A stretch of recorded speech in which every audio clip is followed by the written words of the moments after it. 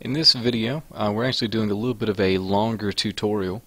This is one that we did cover in class, but I'm going to go over it again so that we can revisit all of the things that go into this type of process, which in this case is taking this figure from this green screen background and moving them over to this other setting and getting the elements to match up more or less so that they feel like they're part of the same cohesive image. So what I'm going to start with is over on my figure side, where I'm going to be getting rid of this green screen and bringing out just the figure over a transparent background so I can move it over to my landscape image. First thing, I'm going to click the padlock here to unlock this. It locked automatically when I opened it. That's something that Photoshop does by default, even though I believe it can be changed in the settings. It doesn't really bother me though, because one click is all that it takes to get rid of it. And then I'm going to go up to the top menu under Select, and I'm going to use the Color Range option.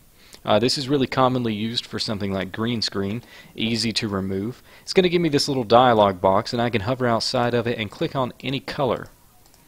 In this case, I'm going to be clicking on a kind of a middle green here, and then increasing the fuzziness of this all the way up to 200, so that it's going to give me, as you can see in my little image here, a nice clean selection around the figure. So I'll hit OK, and then it's really as simple as deleting it out, and then hitting Command D to deselect that overall selection.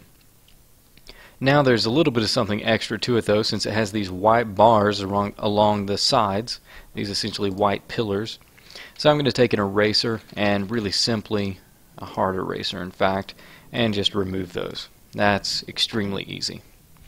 The next part to go with this is to move the figure over to my landscape. This is a rather frustrating process if you're not familiar with how Photoshop works, because when you first think, how do I move a figure or an image over to another tab, it's a little bit tricky, because a lot of times people will try and drag from the layer, but that's not really how it works. What you do is you actually click the element in the canvas, move it up, continuing to hold, wait till Photoshop automatically switches to the other tab, as mine just did, and then you drag down, still holding, and release.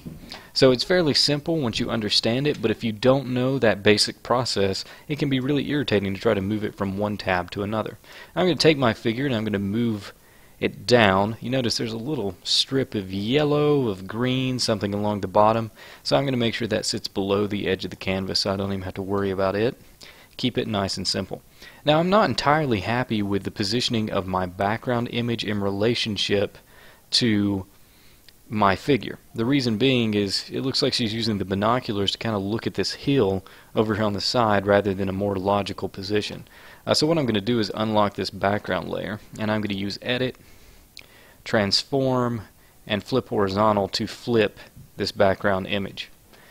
That way I can position her about here, and it has a bit more of a logical look. She's looking out into an open area. So that gives me a better result. Now what I would typically do at this point, I'm going to have to take my Wacom pen here so that I can actually demonstrate this. What I would typically do at this point is go in and clean up this figure, and I'm going to show you why.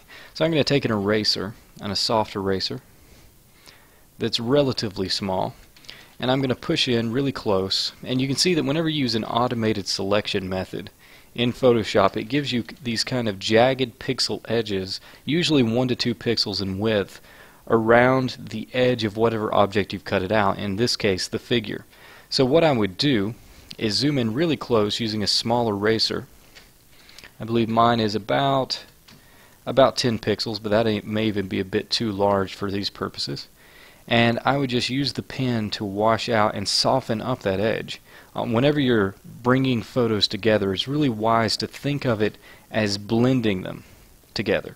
So soft brushes are a must, and never really having hard, crisp edges when you're moving two pieces together.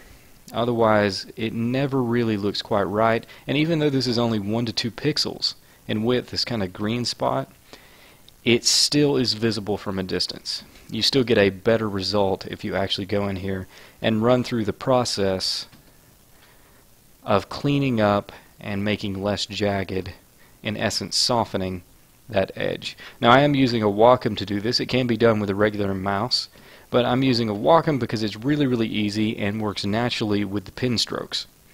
So working my way around little by little, it's actually going really quickly, though I may not finish it up just for the sake of time in the video.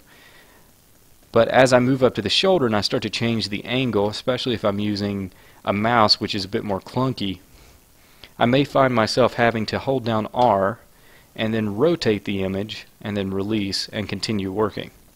This is really, really useful if you are working with a mouse. It's useful if you're using a Wacom, honestly. And it's really easy to set it back as well. Just hold R and you can rotate it back, or you can just go up here to the top where it says Reset View and then continue working. So really, really simple. Really, really easy to do. There is one place I want to show you on this particular figure before we move forward with this cleaning. I'll go ahead and jump ahead. For one thing, the worst area is always the hair. And the hair always has excessive green on it when you use a green screen, so I always clean that up. This white glove is pretty bad, and you'll notice also some area on the binoculars where the green is visible, but I can't really erase it out because it's not around the edge. That's okay. We're going to be using a couple of filters and things like that later in order to get rid of some of that green. In fact, we're going to be doing a color balance here in just a minute to help with that situation. In the meantime, I'm just cleaning up the main trouble areas like the face, inside of the hand and the wrist here, shadow areas, etc. That's about all I'm going to do on that right now. If I was doing this for actual production, I'd go all the way around and very carefully remove all of it, but for right now, we're just going to go ahead and jump to the next aspect of this photo composite, which is actually adding a color balance layer to this figure. So we know that light color is different whenever it comes down from either a sun or a artificial source. The color is slightly different. Whenever two photos are brought together, you have to consolidate that difference and reconcile these two images to one another. So the way I'm going to do that really easily is by going down to the bottom of my layers palette, grabbing a color balance adjustment layer and making sure it's directly above my figure. Now, if I go ahead and start moving it, obviously it changes the entire image. I don't want it to do that. I just want it to change the figure. So what I'm going to do is control click on that color balance and create a clipping mask, which is going to make this little arrow appear next to it and reference only the figure. So if I make a drastic change, it's only adjusting the figure itself. So what I'm actually going to do with this is using the little drop down from shadows, midtones, and highlights. I'm going to just nudge away some of the green by pushing these darks actually a little bit towards cyan, magenta, and blue. And midtones, I'm going to move towards red just a little towards magenta, and again a little bit more towards blue. I can toggle this off and on to see the difference, and already I'm getting a drastically less green result. And that's really important. With the highlights, this is actually going to affect the skin the most, so I'm actually going to bump up the red and bump up the yellow to warm the skin. That red went too far, so I'm going to back it off. And that's really all the adjustment that I need from there. Again, toggle it off and on, I can see the difference, and I actually like how that has turned out. So we're going to go ahead and move on to the next step, which is going to be adding some basic shadows to the figure. Now this is something we looked at, and this is also something I'm going to use the Wacom for, my Wacom pen, in order to get this working more naturally. But I'm going to create a new blank layer, and I'm going to name it Figure Shadows. And I'm going to right click on it, control click if you're on Mac. I get those. I try to mention both of them, but I use a PC at home, so that's why it's always different for me. And I'm going to create a clipping mask with it. Now what I'm going to paint on here using my standard brush tool and a nice soft brush is actually a bluish gray, something like this, towards the middle, a little bit dark but not too much so. And I'm going to use my brush to paint on that, and I'll get a result at first that looks something like this. Now I've looked at my light direction. My light's coming from this upper left hand corner, so I'm adding shadows in that are kind of logical to that. Now right now it looks terrible because I'm just painting over this grayish blue onto my elements, but what I actually do with that layer is use the blending modes and set it to multiply, and now I actually have a little bit of shadow on there. You never want to be too harsh with this. Right now mine is a little bit strong, but I would typically just do kind of this mostly overwash thing, just adding some shadow in the back in order to give a stronger feeling that the light is coming from that direction. This is still a little bit too strong, so I'm going to use my opacity and just bring it up gradually. I just want to suggest it. This is not intense sunlight. This is actually a really nice, almost even light that you're getting from it. So I'm not going to make it really, really strong. I just want to make sure that it is present. Okay, from that one, I'm actually going to do something really, really similar, except this time I'm adding highlights. So I'm going to add yet another layer on the top and clip it. And I'm going to name it Figure Highlights. And instead of painting with the blue, I'm going to go and I'm going to pull something like a tan color. Something a little bit yellowish, a little bit orange, somewhere in this area. And this is what I'm going to paint with. I'm not going to get a big result from this at all. In fact, I want it to be really subtle. I'm just going and paint in the areas where the sun would be hitting clearly. Now, if I was doing this again for publication, I would go in and be very specific. I would be looking for any area, any fold in the clothing where the light hits, such as this one that travels up just a little bit that way. Stuff like that. Very, very specific, almost like I'm painting. And then I would set that one to, well, let's see which ones works. Perhaps overlay. Brightens it up a little bit, gives me a little bit of intensity. Color dodge is a little bit too intense. Screen is a little bit too intense. Maybe soft light. And then drop the opacity down and bring it up slowly to see exactly where I want it. Again, subtle effects, little subtle changes are what give you the best results when you're compositing photos. Okay, so that's good enough so far. I've added shadows, I've added highlights. Now I'm going to throw on a curves layer. Because whenever you bring in two photos from different sources, they usually have different levels of dark and light. So I'm going to try and reconcile those a little bit by using a curves layer that is like these other layers I've used clipped to the figure. So I think I'm going to create a point here and bend up the darks just a little bit to soften them some. Not a lot, again, very, very subtle touches. And maybe brighten her up just a little bit overall. Toggle that off and on. That has a very slight result, but that is pretty much what I'm looking for from this layer. Next thing I'll do is add yet another curves layer on top of all of these, and this is really just to help bring it together by adjusting it all at the same time. So again, I'm going to soften up the darks a little bit, maybe bring up the lights. No, I actually like them pretty well where they're at. And maybe jump into the blue and bump up the blues in the darks and bring down the blues in the highlights for a little bit of an older film look.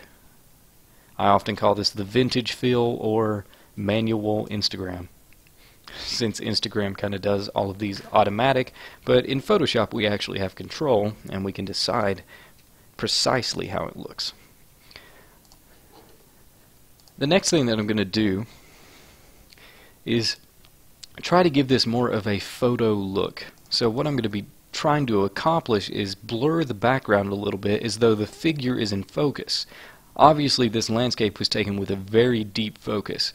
Elements in the foreground are in focus, elements in the background aren't, but I want to give it a little bit more of a photographic feel by blurring the background some and leaving the foreground intact. So what I'm going to do is go over to my toolbar here underneath the color picker where it says Edit in Quick Mask Mode. If I do that, the color in my color picker above it will automatically change to either black or white. And I'm going to use that to paint using a large soft brush across the bottom here. Computer's thinking about it a little bit, which is giving me kind of an odd result right now. But that's okay. That just means I'm working with a large brush and the processor is trying to keep up, more or less. Now if I go back to the Quick Mask Mode button and click it, it gives me my actual selection here. So essentially I have a soft feathered selection because I used a soft brush, and I'm only going to be selecting what's in the background, everything inside this marching ant outline. So what I'm going to do is hit Command J, and that's going to duplicate everything within that selection. So now if I toggle this off, you can see it.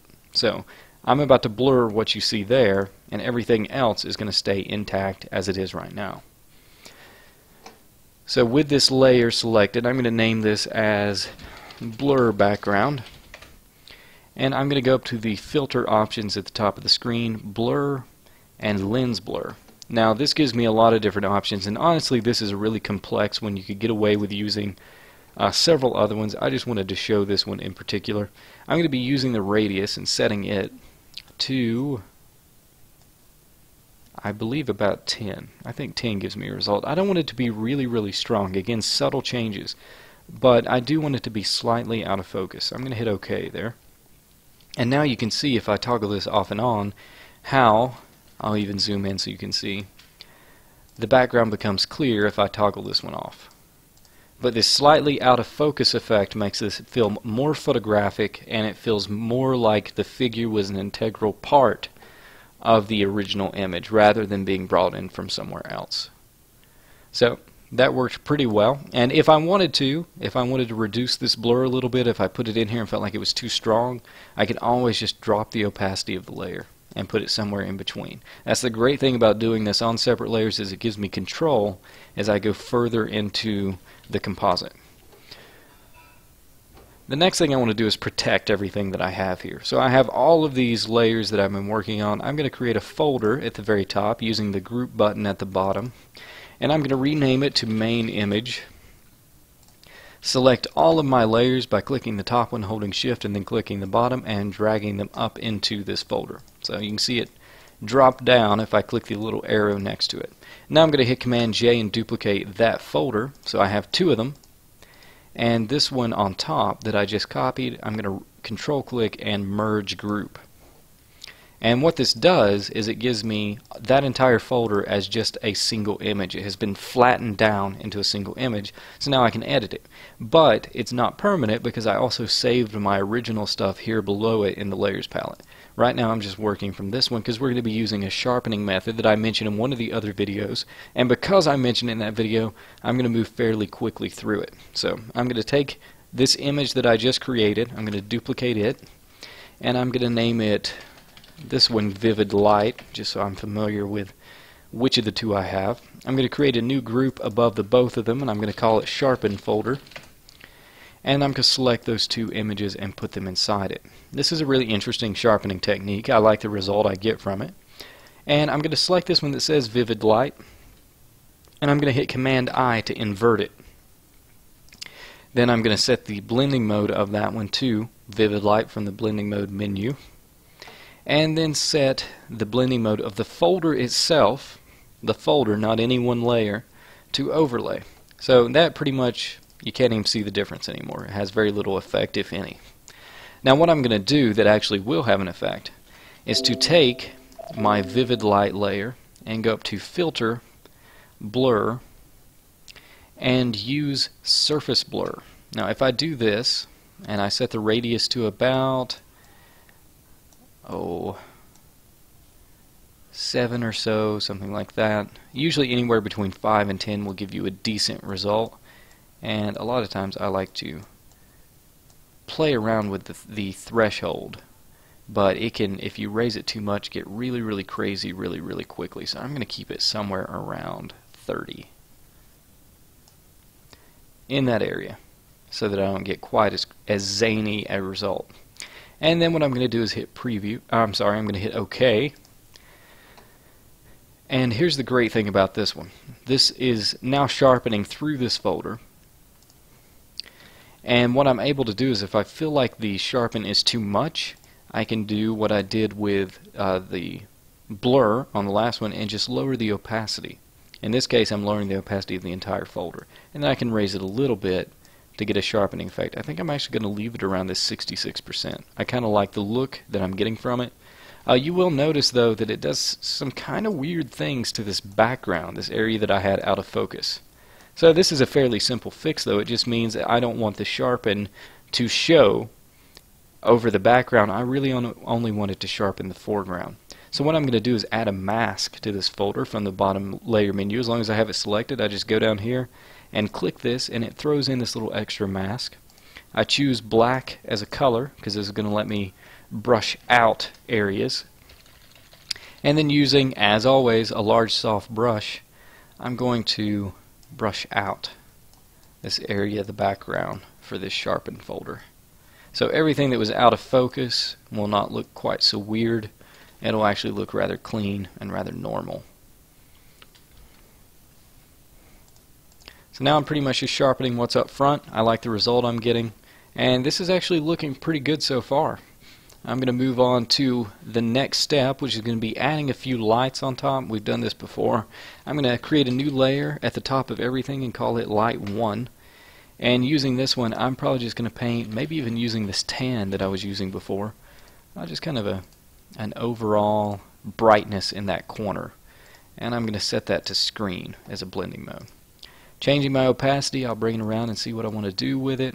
I kind of like the intensity right around 50%. Then I'm going to create yet another layer, and I'm going to name this one Light 2. Stacking layers and effects is really effective. And with this one, I'm going to paint more of a reddish orange, something a little bit more intense that'll give some character to that corner up top. And kind of the same thing, but a little bit less this time. I'm going to set the blending mode of that to either Color Dodge, has an interesting look, or maybe Screen. That one's a little bit more pink. I think I kind of like the Color Dodge and then backing off the opacity a little bit, so it just adds some and colors a little bit of those distant hills, makes it feel like some sunlight is coming down off of them.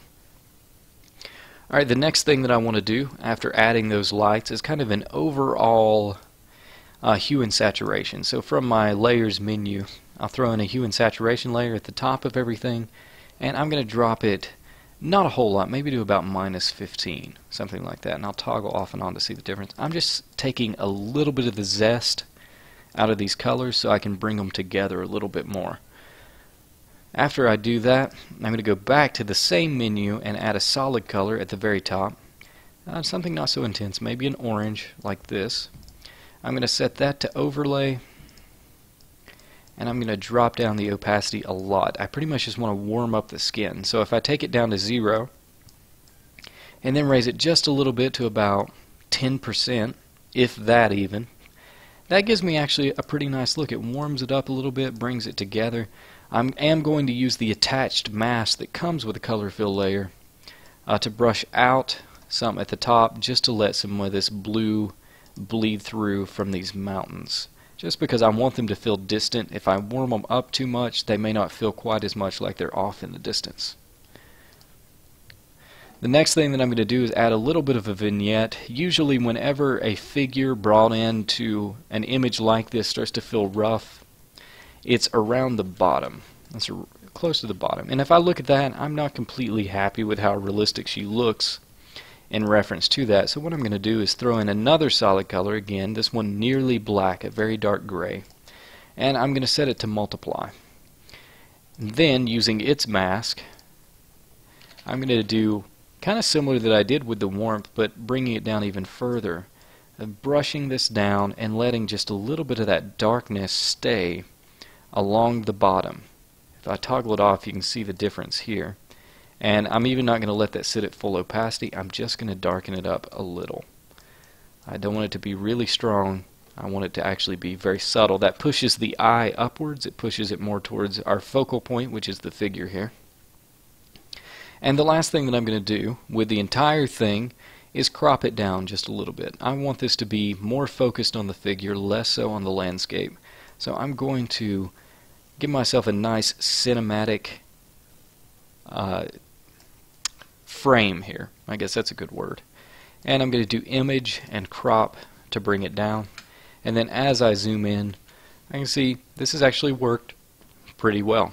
It's not a perfect one, but being done for a tutorial, I'm fairly happy with the result I've gotten here, especially if I go in and I compare it with some of the things, such as taking off the color balance, seeing how the figure meshes better with the changes that I've made, including the curves layers and things like that.